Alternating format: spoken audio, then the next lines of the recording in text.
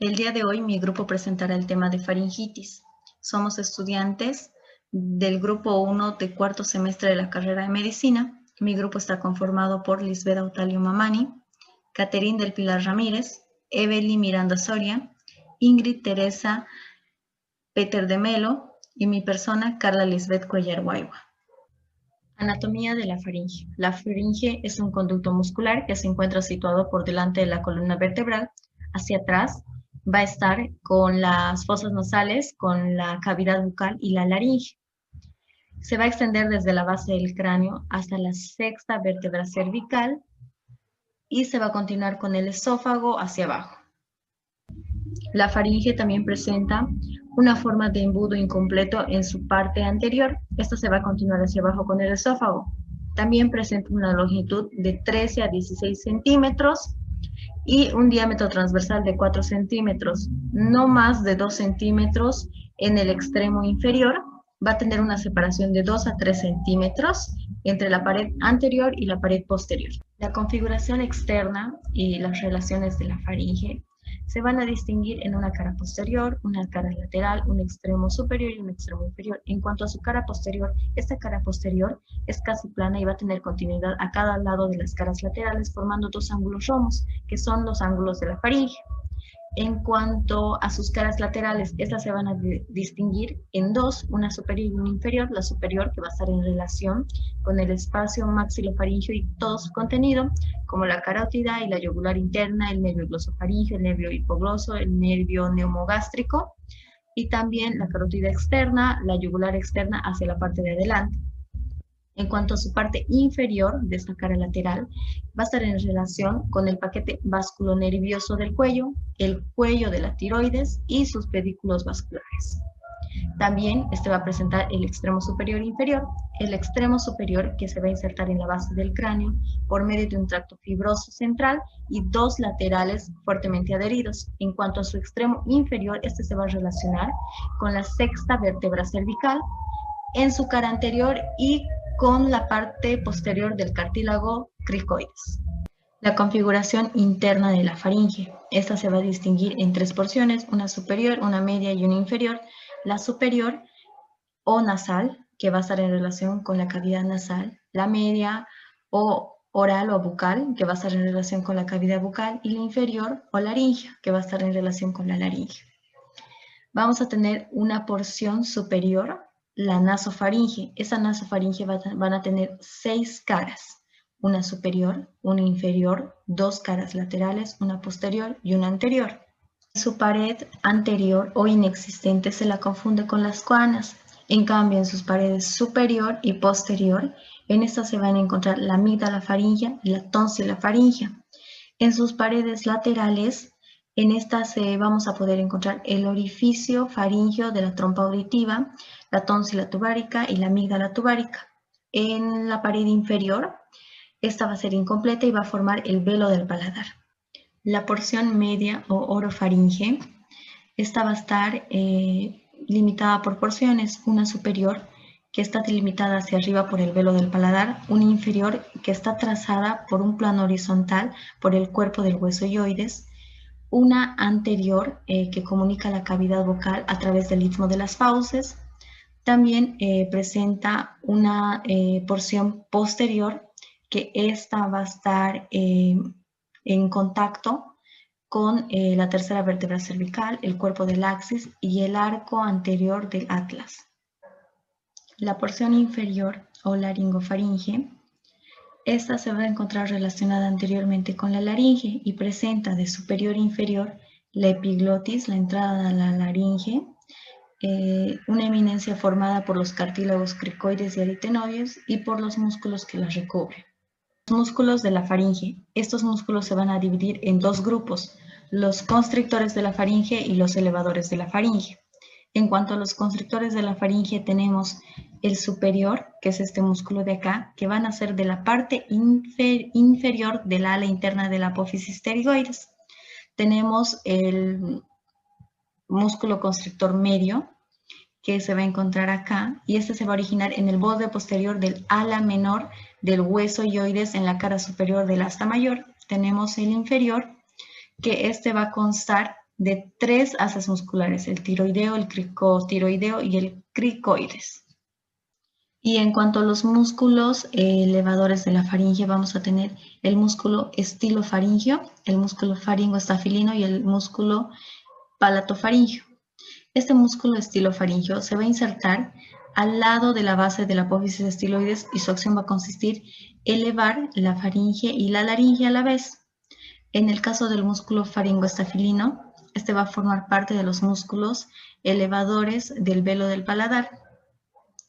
Y el último músculo, que es el palatofaringeo, van a ser principalmente de la aponeurosis superior palatina. Vasos y nervios de la faringe. En cuanto a la irrigación, tenemos a la faringe ascendente, que es rama de la carótida externa, y esta va a dar unas ramas para la pared lateral y posterior de la parte superior de la faringe. También tenemos la palatina inferior o ascendente, que esta va a irrigar a la región amigdalina y a parte externa del velo del paladar. También tenemos la palatina superior o descendente, que esta va a irrigar al velo del paladar. En cuanto a su retorno venoso, esta se va a dar por las venas faringeas y la vena yugular interna. En cuanto al drenaje linfático, este drenaje linfático, los que se van a encargar son los ganglios yugulares profundos y los retrofaringeos. Ahora vamos a hablar de la inervación motora y sensitiva. En cuanto a la inervación motora, tenemos que los músculos periestafilinos externos van a estar inervados por la rama maxilar inferior y el músculo del velo del paladar y de la faringe por el par craneal 10 y el plexo faríngeo. En cuanto a los músculos estilofaringeos, van a estar inervados por el par craneal 9 y el músculo constrictor faríngeo inferior va a estar inervado por las fibras del nervio recurrente y el par craneal 10. En cuanto a la irrigación sensitiva, tenemos que el velo del paladar va a estar inervada por las ramas del nervio maxilar superior, la amígdala y de los pilares del velo va a estar inervada por el plexo tonsilar y el par craneal 19. En cuanto a las paredes laterales y posteriores de la faringe, van a estar inervadas sensitivamente por el plexo faríngeo, el par craneal 9, 10 y también el plexo simpático cervical. Hola, yo soy Ingrid y voy a hablar un poquito sobre la fisiología faríngea.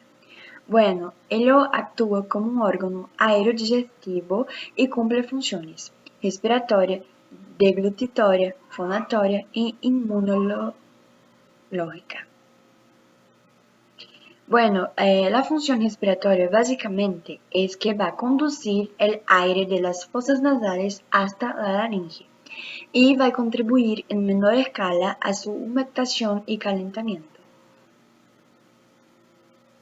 Bueno, cuanto a la deglutición, ella es compuesta por 4 fases, lo cual una tercera fase es la fase faríngea. Una vez iniciado el reflejo, el pasaje a través de la faringe es rápido, de alrededor de 1 segundo o menos. La mayor coordinación y actividad muscular ocurre durante la fase faríngea, en cual, mientras la lengua traslada el bolo hacia posterior, el hueso hioides es traccionado hacia anterior por acción del músculo genioideo y hacia superior por acción de los músculos milioideo, etiloideo y digástrico. Así se produce una presión negativa dentro de la faringe. Esto genera el movimiento de la laringe hacia la base de la lengua, mientras que la lengua desplaza la epiglotis hacia una posición posterior y horizontal sobre la laringe. Al mismo tiempo, los repliegues arítono-epiglóticos, las bandas ventriculares y las cuerdas vocales se contraen, la presión subeglótica aumenta y la ventilación se detiene. Como resultado final, la vía aérea inferior es protegida durante esta fase. Mientras el bolo ingresa a faringe por el efecto de la gravedad, de la presión negativa y de la contracción de los músculos constrictores, el paladar blando se pone en contacto con la pared posterior de la faringe para de esta manera cerrar la nasofaringe y evitar así el reflujo nasofaríngeo. El músculo cricofaríngeo o esfínter esofágico superior, EES, se encuentra normalmente contraído por y se relaja para permitir el pasaje del bolo hacia el esófago por acción de fibras nerviosas que viajan por el décimo par craneal. Cuanto a la fonación, durante la respiración, el esfínter esofágico superior previene el ingreso de aire a las vías digestivas. Su contribución en la fonación la ejerce fundamentalmente el velo del paladar, asistiendo al timbre en la voz. Y también tenemos la acción inmunitaria. Bueno, es compuesta por el anillo de Valdeyer. Actúa en los individuos inmunocompetentes como un sistema de defensa. Se trata de conglomerados linfóides muy bien organizados y ubicados estratégicamente debido a su localización en la porción cefálica de la vía aerodigestiva, lo cual supone el primer contacto de los patógenos del aire inhalado o alimentos ingeridos con los sistemas defensivos de los organismos. Si bien las amígdalas forman parte de la inmunidad específica debido a su gran actividad macrofágica, también tienen una función de defensa innata. En el anillo de Valdeyer induce una respuesta humoral sérica frente a antígenos potencialmente patógenos de dos tipos, general y local. Bueno, no anillo de Valdeyer nos vamos a tener cuatro amígdalas, que son la amígdala palatina, la amígdala faríngea, la amígdala lingual. Hola, yo voy a hablar un poco sobre la faringite y lo que es. Bueno, la faringite es una infección respiratoria que é caracterizada pela inflamação da parte posterior da garganta, chamada faringite. Los sintomas más principales son la fiebre y el dolor de la garganta, y su causa es por una infección viral, por medio de una infección viral, aproximadamente 25% en los niños y 10% en los adultos. São causas que são bactérias Staphylococcus pyogenes, uma infecção que se chama faringites estafilocóxica. Temos também outras causas possíveis, pero pouco provável de acontecer, mas também são frequentes, como as bactérias, como a gonorreia, os hongos, o tabaquismo, as alergias, as enfermidades por refluxos gastrofágicos. Temos dois tipos de classificação, a classificação aguda superficial e a classificação crônica, que é conhecido mais como específica e inespecífica. A aguda superficial, ela vai ter a pseudomembranosa, a faringite ulcerocrônica, a vesiculosa, a secundária e as enfermidades infecciosas, e também tóxicas supressões e retrofágios e laterofágios. La faringite aguda superficial. Bueno, es una inflamación de la mucosa en el coro de la faringe, se manifestándose como una tumefacción. É um processo que vai afetar a amígdala palatina e vai receber o nome como faringite amidalite. 50% das faringites, elas são agudas e são de origem viral. Algumas delas são como a sincítio respiratória, sintomegalatórios, herpes simples, coxsackie e adenovírus. As faringites são bactérias que solem ser produzidas por Staphylococcus pyogenes del B hemolíticos. Do grupo A. São divididas em primárias e secundárias. A faringite primária é um processo originado que se produz em las fauces.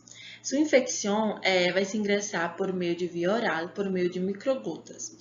É um grado de compromisso de origem virulenta e do estado do paciente, dependendo do estado do paciente.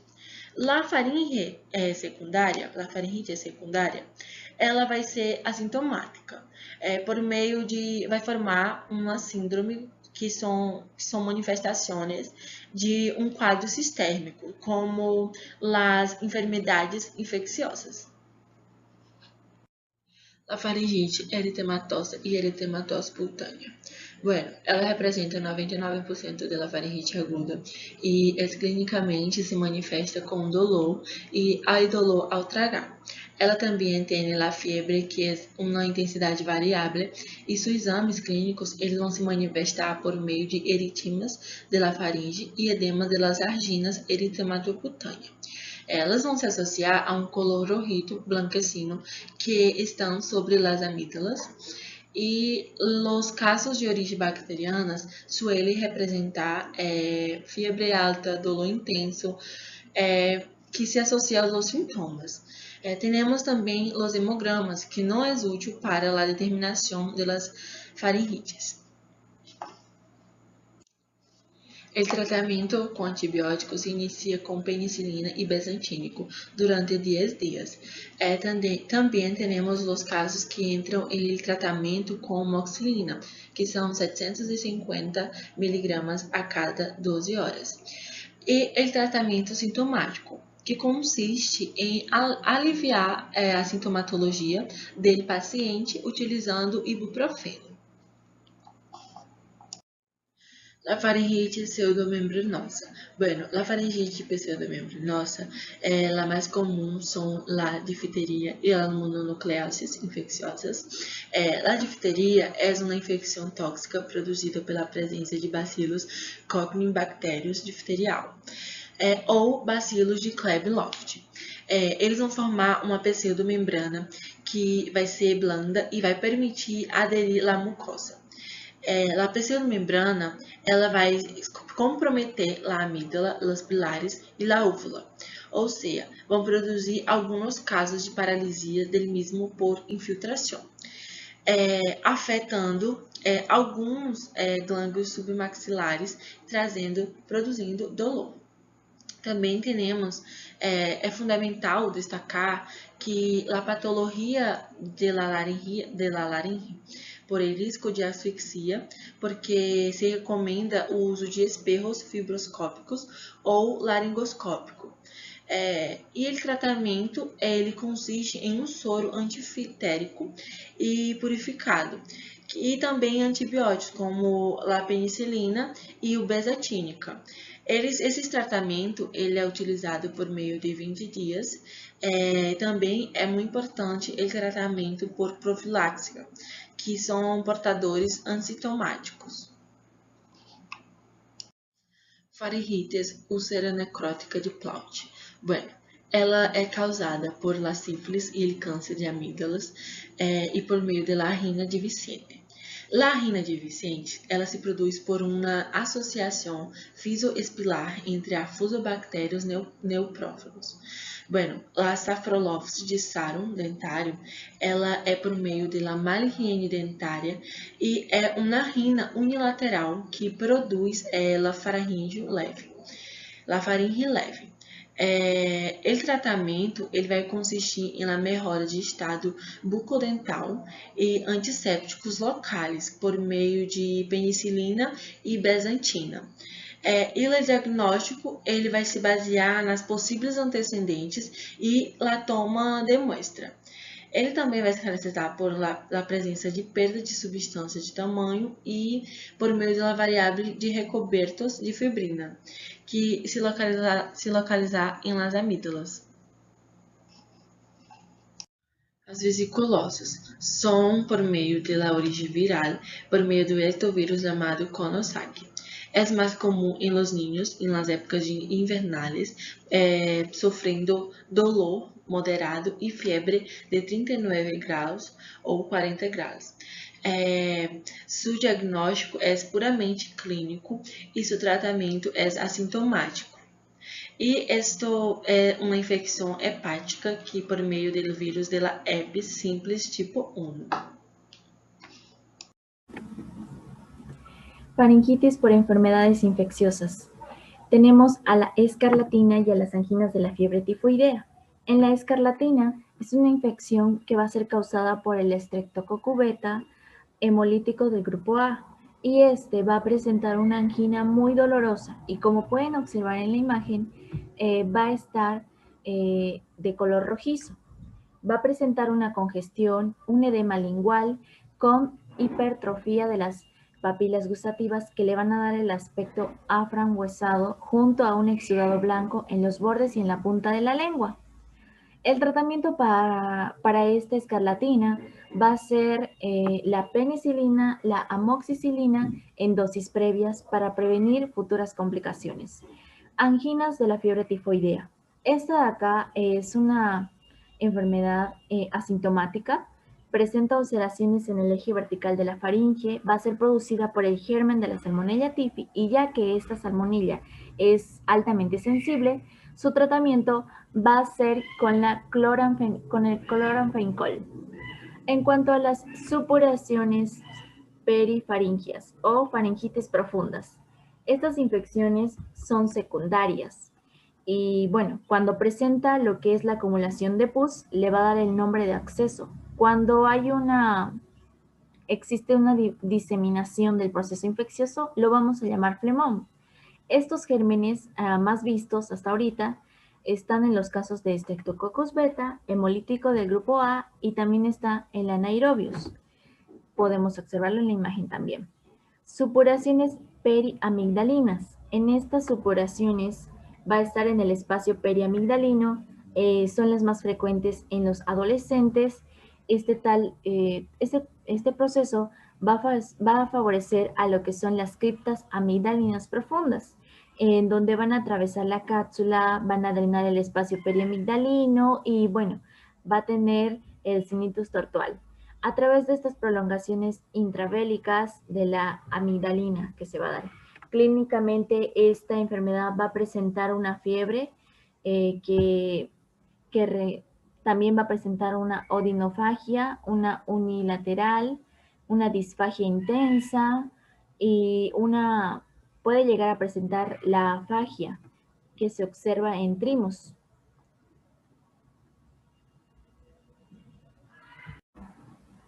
Infección de los espacios parafaringios laterofaringios. Este va a estar en el espacio parafaringio a partir de una angina y además de todo va a tener origen en el paratoideo o dental. Este espacio parafaringio va a llegar a dividirse en dos. El primero es un preestiloideo y el segundo es un retroestiloideo. El preestiloideo va a presentar tejido adiposo, va a presentar un tejido linfático, mientras que el retroestiloideo va a contener estructuras nobles. En cuanto al preestiloideo, también va a presentar una tumefacción en proyección de las amígdalas hacia abajo y hacia adentro. En cuanto al retroestiloideo, presenta un mal estado general de los signos como de la sepsis, por la cercanía a la vena yugular interna y a la arteria carotídea interna que contiene este espacio.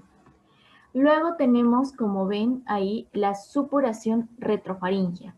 En esta supuración retrofaringea se va a extender desde la base del cráneo hasta el mediastino superior.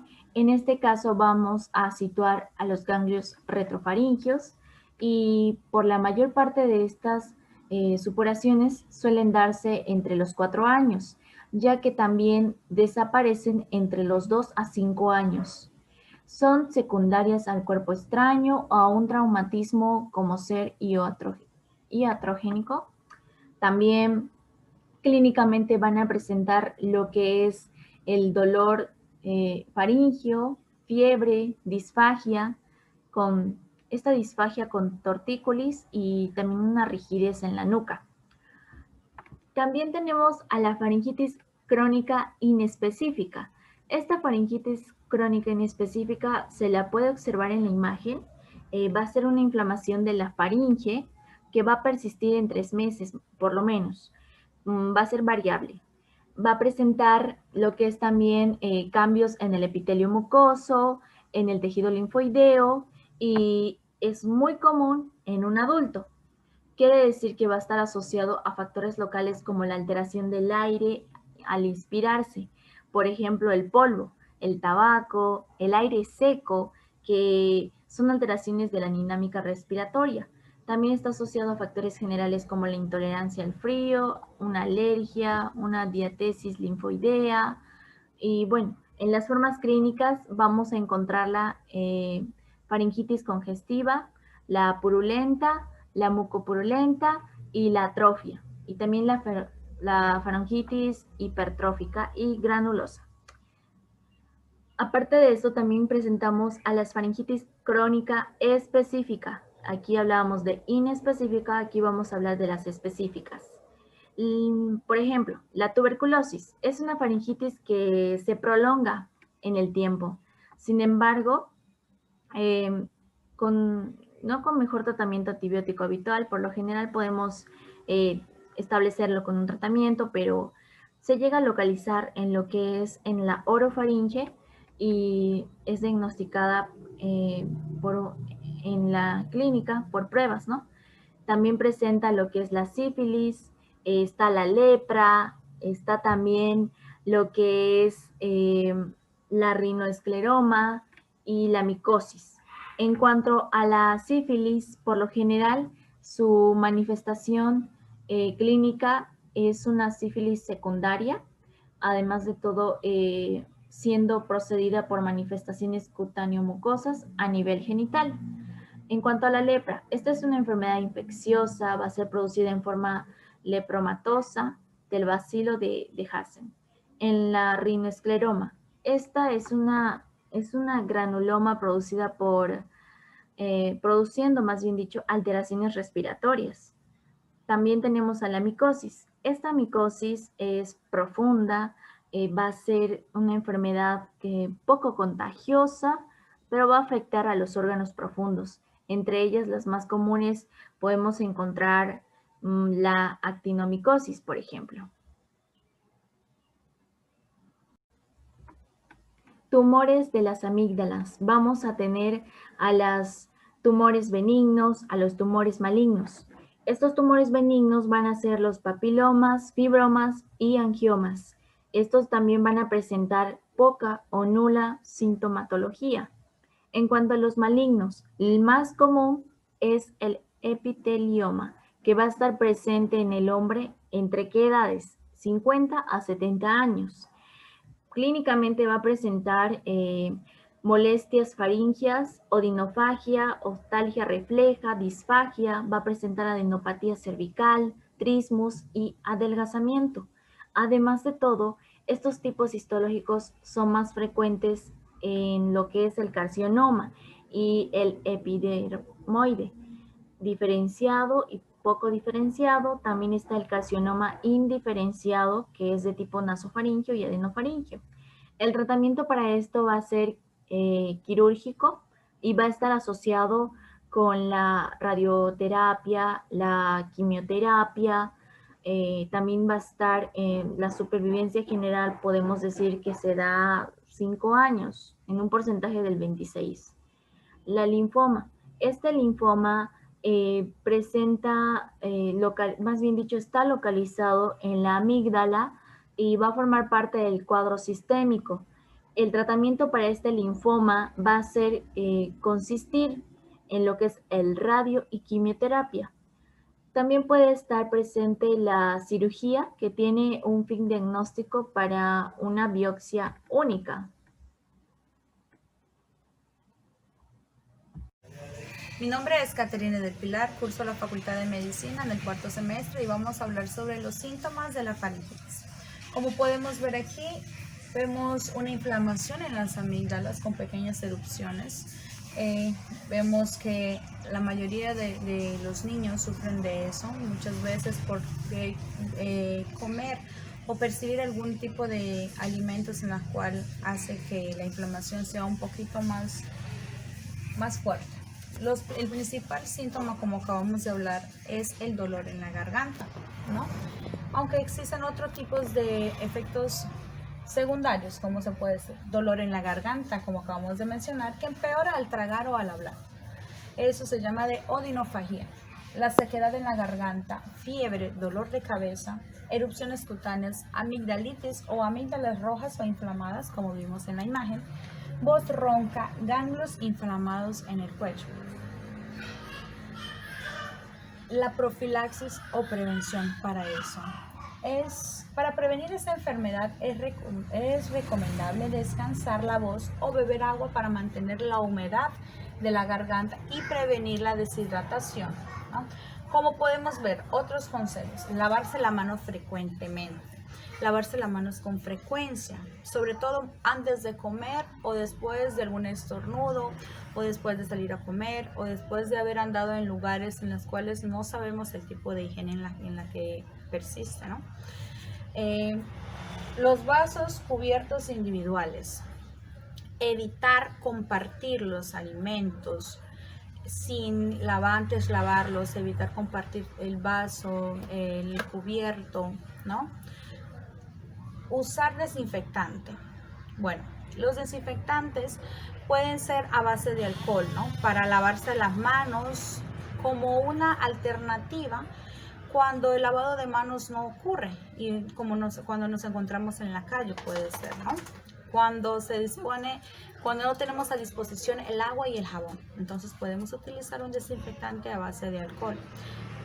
Evitar contacto con personas que estén padeciendo la faringitis, muy importante. Evitar el contacto, ¿no? Al detectarse, caso se detecte el principio del dolor en la garganta, entonces los especialistas recomiendan beber líquidos calientes, ¿no? Como veremos más adelante. Aquí podemos ver el lavado de manos, podemos ver limpieza después de los pañitos, también a base de alcohol, el alcohol en gel.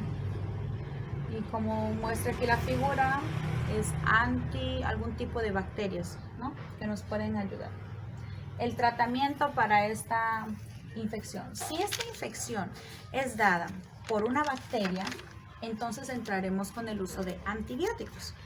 El más recomendado o el más común en administración es la penicilina G o la penicilina benzatina. También utilizamos, ¿no? Como se puede decir, la amoxicilina por vía oral durante 10 días.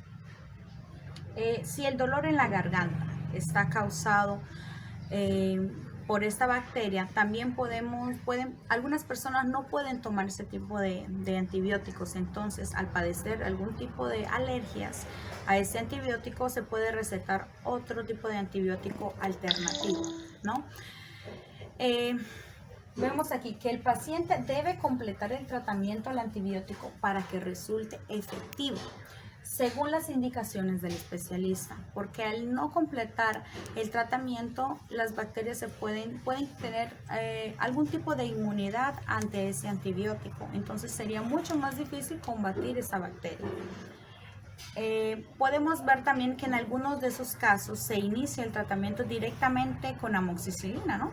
También durante 10 días, mostrando una similitud y eficacia.